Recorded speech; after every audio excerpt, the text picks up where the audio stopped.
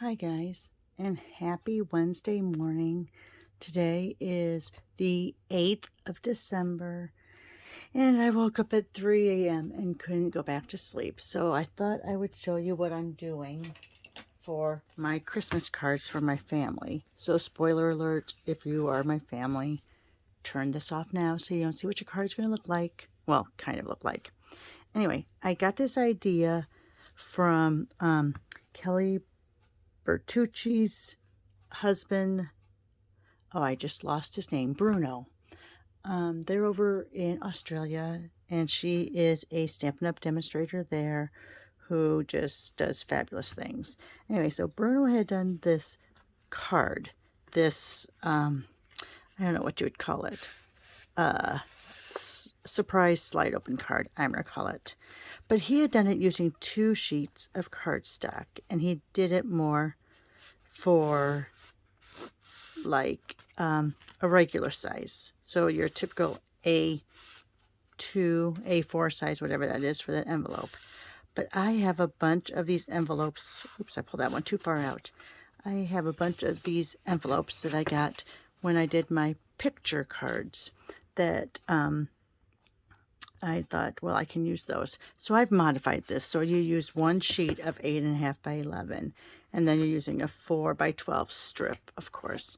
Now, I hope this goes okay. I hope I don't have a malfunction, because as you can see, since 3 o'clock, and it's now almost 5, I've done 3 of these. I've come up with the concept, and I've fiddled around with it, and I have it working.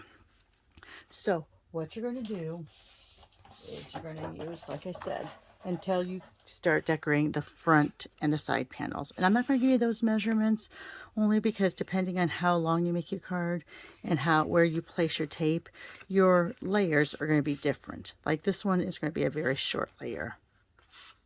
Okay, this one will be, oh my goodness.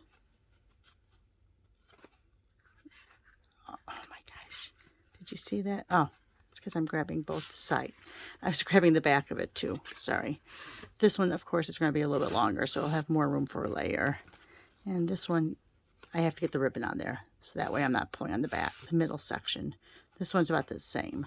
So you can see no two are really the same. And let me show you what you're doing. You're going to use an 8.5 by 11 piece of cardstock. I have my 4 by 12 strips that I always make. And you're going to use a grocery bag, a craft bag, whatever. I tried using, we used to have these, let me grab one. We used to have these 1x8 cellophane bags. They were in a mini that were supposed to be for like little M&M treats and that. And I never used them. So I tried using this, but this really is, since it's that plastic, it's not flexible enough. You really need a flexible plastic. So what I have done, let me take it off my little, I have taken a bag and just cut it down. And then you'll get 2 cards out of every little strip. So I just have those hanging here because, you know, static electricity is horrendous. All right, so let me grab this. So on your 8.5 side, I've cut it down to 7. You could cut it down to 6. You could cut it down to whatever you like, but I cut it down at 7. All right. So then you have this strip you can use for your strip cards. Okay, put it off to the side. So now this is a 7 by 11, which is a fabulous number, 7-11, because my birthday is July 11th. Anyway, 7-11. And I like using my Stampin' Score machine instead of using the paper trimmer. You know me, I usually love the paper trimmer, but I like this because I can put my little marks and do a bunch of cards at once. So these are little unorthodox markings, just so you know. I did it to tailor it down to this 8.5 by 11 size, or 7 by 11 size now. But it really depends on how long. If you're using a 12 by 12, of course, would be a little bit different. Okay, so as you can see, I have it here at 3 3/8. We're going to score.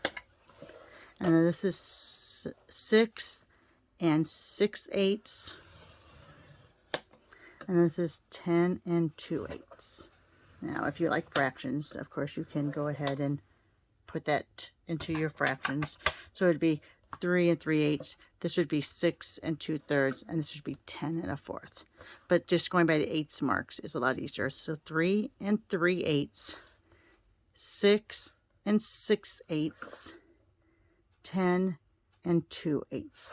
And the reason I do that, you'll notice that this is a little bit different. This isn't quite as wide as this, because I like having, you know, if you make it anything exactly in thirds, by the time you fold this over, it doesn't really lay flat. So that's why I've done it an eighth less. That way it will lay flat. Okay, let me go ahead, put that over there. Let me get my bone folder from over here. We're going to score on those lines.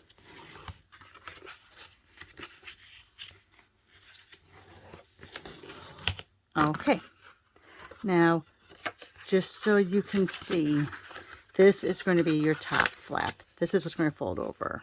Okay, so this is going to be your mechanism flap, and this is actually going to be your front of your card. Just remember that. Okay, what I like to do, let me get, oh, I don't know if I'll be able, I'm going to use an old pair of the Stampin' Up! Scissors that we used to use to cut our rubber stamps out with. So this is the top panel. So you have your light flap here, your center, your front of the card, and this is your mechanism panel. So on this mechanism panel, I like to go in just a little bit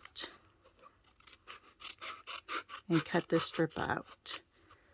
Now the reason why Bruno said he did this was so you didn't see your shopping bag mechanism. The reason I like doing it is I think it moves a little smoother to have that cut out. And I'm not measuring, I'm just making a little bit of a indentation. Okay, let me throw that away. I need my wastebasket out of the way. All right, so remember, this is your top, this is your mechanism, and this is the front of your card. Okay, then what you're going to do is you're going to take your bag, and you want to make sure that when you do this that your bag is really free of any excessive tape, and you don't want to make it really tight. So what I usually do is I will pull it tight, and then I'll just move it a little bit so I have a little bit of give there. Do you see that? So here's tight, here, I look at my fingers a lot when I do this, so a little bit of give.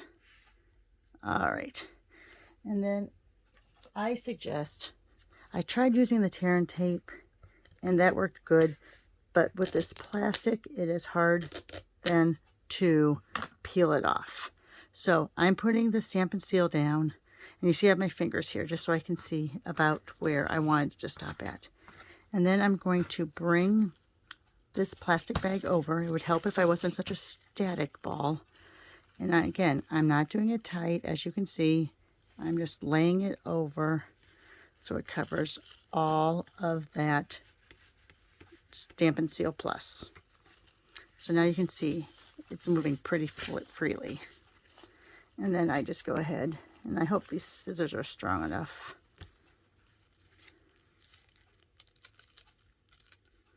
Oh, and I don't think I got tape on the bottom of that. Here, let me go ahead.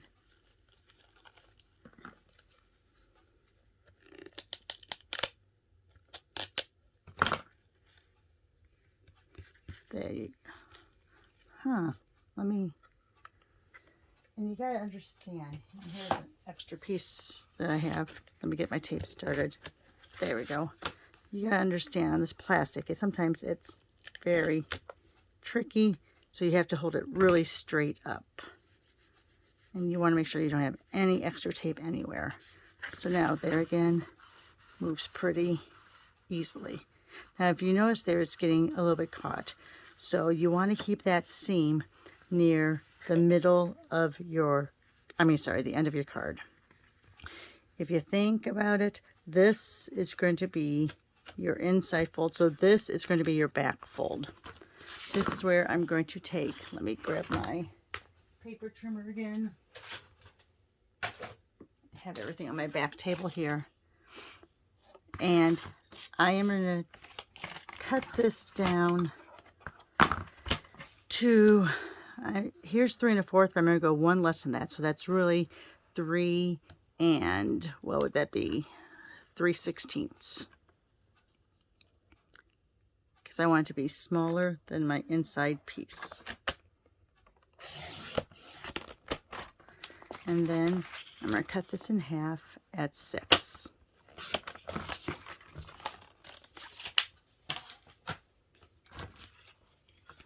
All right, so this is the back part. So this is going to come this way. So what I do is I will line it up so it's inside that channel. And I'm going to line it up just so it's inside of that flap. I'm going to take a pen and just make a little mark here, because this is where I'm going to run my tape up to.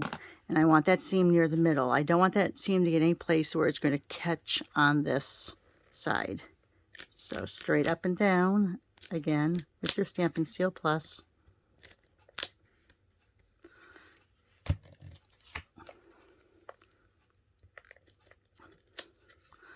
Oh, it's going to be a pain now, I can tell.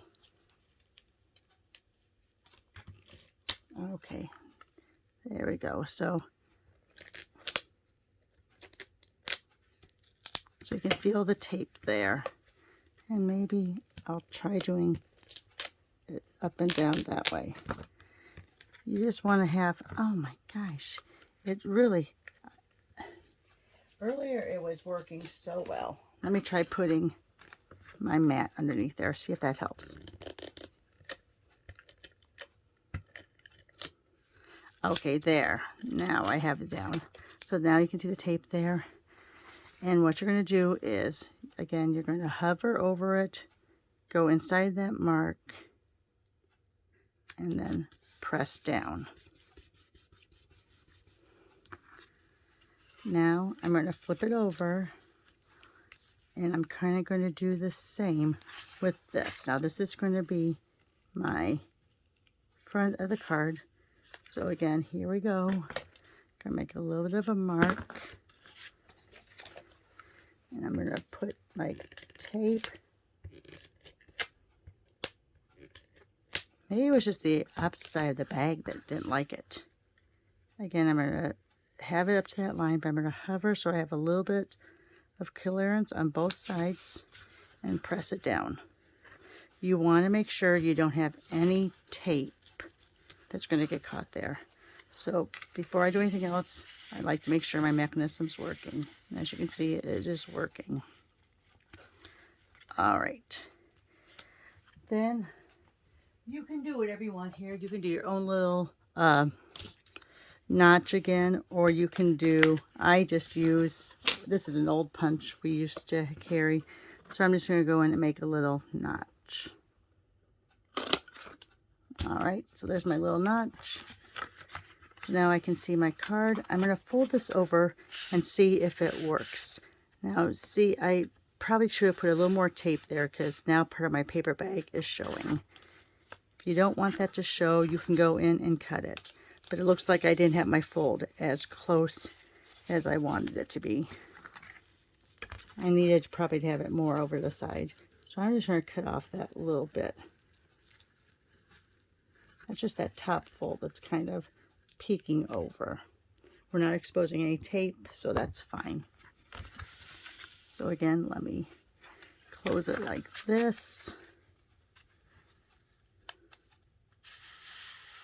There you go. See how that works. How fabulous. So let me put my Stampin' Seal along the edge there.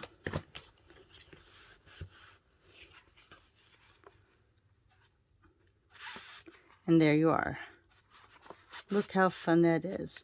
Now sometimes, just so you know, if you feel like it's getting caught a lot, you can always, on that underside where that cutout is, you can always take part of this and just put a strip there to kind of help raise it up a little. So like where that cutout is here, I'm sorry, yeah, where that little tiny cutout is here, just put a little piece of paper or cardstock, cut it off here, right underneath that bag. That way it helps it, elevates it a little bit and keeps it up and free-forming. So get in, and I will go ahead. I need to get my ribbon on there because I keep wanting to grab that mechanism in there. You can see the bag in there. I keep trying to grab it. So you want to put ribbon here. That way they know how to cut it out or how to pull it out. And now you'll go ahead and take it as far as you want. You'll measure. This is 9 to 4, so this is about 5 inches of showing. So I'll probably make a 4 and probably maybe 4 3/4 by, this is a little over 3. So you'll make your little cardstock layer from there. You'll measure, oops, sorry. You'll measure this. Remember, it's again 7 inches, and it's going to be about 3.5. So then you would make your layer here. You could have your message written here if you want to cover up that seam, but you can have, you know, your layer here, here, and then as they open it up, your little messages in here. So I will go ahead and post a picture of this when it's completed and all layered up. That way you can see it.